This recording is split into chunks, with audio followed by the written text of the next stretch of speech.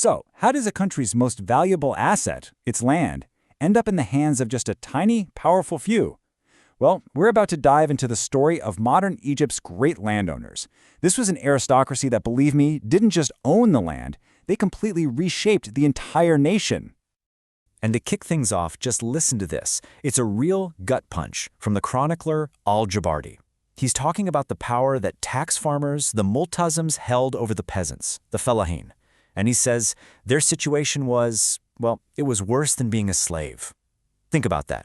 This quote really sets a stark stage for the new class of elites who would come in and basically perfect this system of control.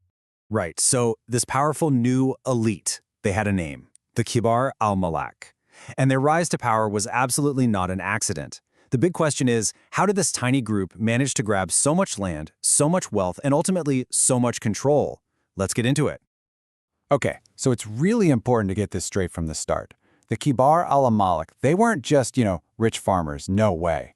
They were a brand new aristocracy, a ruling class whose incredible power came directly from the soil, from the land itself. And this power? They would hold on to it for more than 100 years. Like I said, this did not happen by accident. The rise of this class was basically engineered through a legal revolution. I mean, the entire idea of who could even own land in Egypt was about to be turned completely on its head. So, let's look at the before and after, because it's a huge shift. Before the 19th century, it was pretty simple. The land belonged to the state. Peasants, they worked it, sure, but they didn't own it. But then, these reforms come along, and boom! Suddenly, land is a commodity, something you can buy, you can sell, you can pass down to your kids. It became a legally protected asset. And you know what that's perfect for? Piling up massive amounts of wealth. Now, this change didn't happen overnight. It was a slow, very deliberate series of legal moves. It kicked off in 1858 with a regulation that gave a huge advantage to wealthy investors. Then you get to the 1890s, and there's a whole flurry of new decrees and court rulings. You see, each new law was like a little chip, just chipping away at the old system, until finally, the legal groundwork for these enormous private estates was set in stone.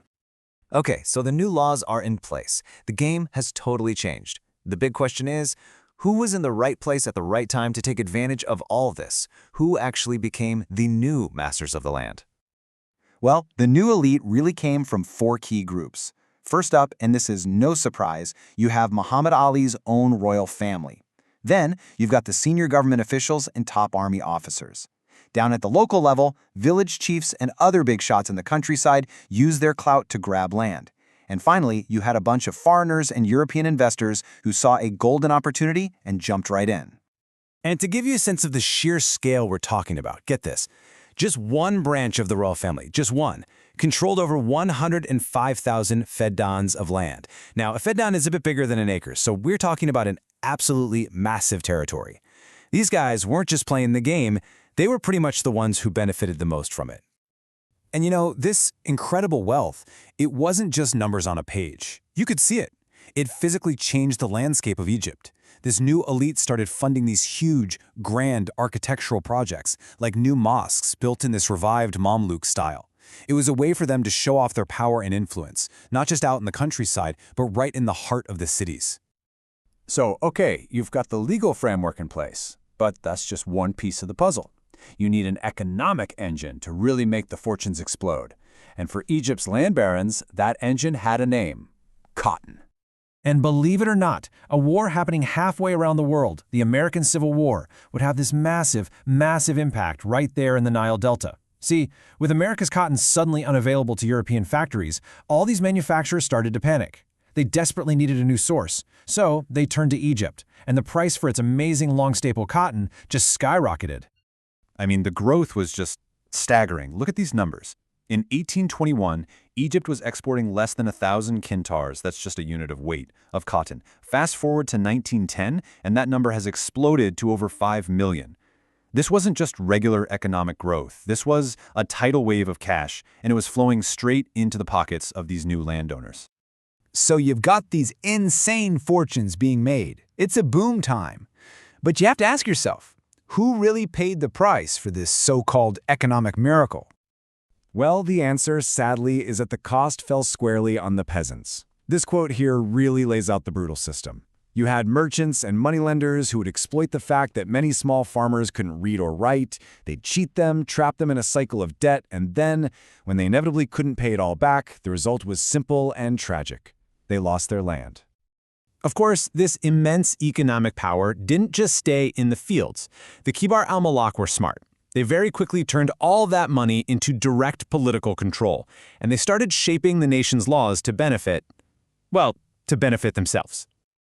And just look at how much control they had. It's wild. By 1929, the great landowners made up almost 3/4 of the board of one of the main political parties. Let that sink in. They weren't just lobbying politicians or influencing them from the sidelines. They were the political establishment. And boy, did they have a playbook. It was simple, really. Step 1, control the political parties. Fill them up with landowners and their buddies. Step 2, shape the laws. Get bills passed for cheap loans, low taxes, new roads, anything that benefited their huge estates. Step 3, block anyone who gets in your way. Any talk of land reform or helping out the peasants, vetoed. It was the perfect self-perpetuating cycle. Wealth bought power, and power protected and grew the wealth. And a perfect example of this in action was something called the Five Fidans Law. Now, I know, it sounds super technical, but its effect was absolutely devastating for small farmers. What it did was make even the tiniest plots of land, we're talking the last safety net a peasant family had, seizable for debt. It basically gave a legal green light to the very moneylenders who were trapping them. So, after a century of this massive concentration of wealth and power, what was the end result? What kind of legacy did the land barons leave behind? Well, it was profound, and you could argue its shadow is still felt today. Essentially, it created a society of extremes, a nation of two halves living in two different worlds. On one side, you have this tiny, fabulously wealthy, European-focused elite, and on the other, you had the vast majority of Egyptians, a peasantry trapped in a never-ending cycle of debt and poverty. And the long-term impacts were just massive. It cemented this really rigid social hierarchy for decades. It held back the economy, making it too dependent on just one thing. And, of course, it fueled all this deep-seated resentment. It was like a powder keg, and all of that inequality eventually just exploded. It laid the groundwork for the 1952 revolution, which came in and overthrew the whole system, the monarchy and the land barons right along with it. And that really leaves us with a big question to think about, doesn't it? The story of the Kibar al-Malak is over, but it makes you wonder, how does the legacy of concentrated wealth, something like this, continue to shape a society's path, long after the fortunes themselves are gone?